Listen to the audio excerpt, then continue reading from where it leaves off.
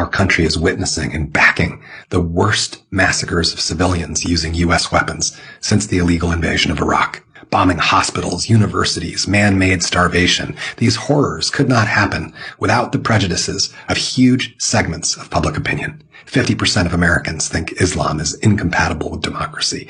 49% of Germans, 48% of Britons, 42% of French. Across the entire Western world, an intense bigotry is openly practiced and expressed. It is a time of brutal anti-Arab and anti-Islamic persecution. The entire institutional Western establishment continues to back what the majority of global human rights organizations consider gross violations of international law and what most U.S. Democrats consider a genocide. And in turn, Muslims across the world have a negative impression toward the West, particularly our leaders, but not because of our freedoms or our way of life, but our bombs.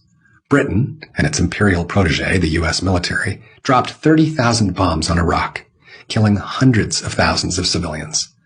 Our government has dropped bombs on Yemen, Iran, Libya, Lebanon, Kuwait, Somalia, Bosnia, Saudi Arabia, Afghanistan, the Sudan, Kosovo, Pakistan, and Syria. And that's just since the 1980s. And right now, U.S. bombs continue to rain down on Palestine, killing countless civilians, women, and children.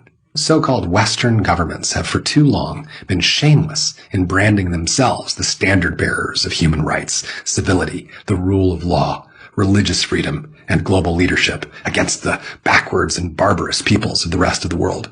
As a French philosopher once said, "There's nothing more terrible and more terrifying than to be captured by the dreams of others." Shocking European leaders out of their stupor when Gandhi was once asked his impression of Western civilization, he said he thought it would be a good idea.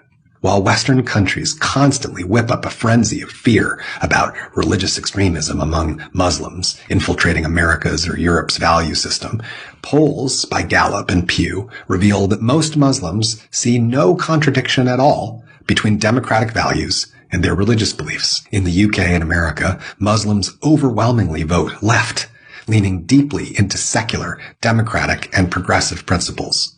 And while the religion itself sprang from events that occurred in what is now called Saudi Arabia, fewer than 20% of Muslims in the world are Arab.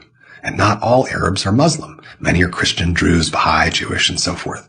Islam is a majority faith in 49 diverse countries. Muslims speak hundreds of languages, and globally and nationally, vast majorities oppose extremism and violence. Now contrast that for a second with the 1 in 3 white evangelicals in the USA who think political violence may be required to save the country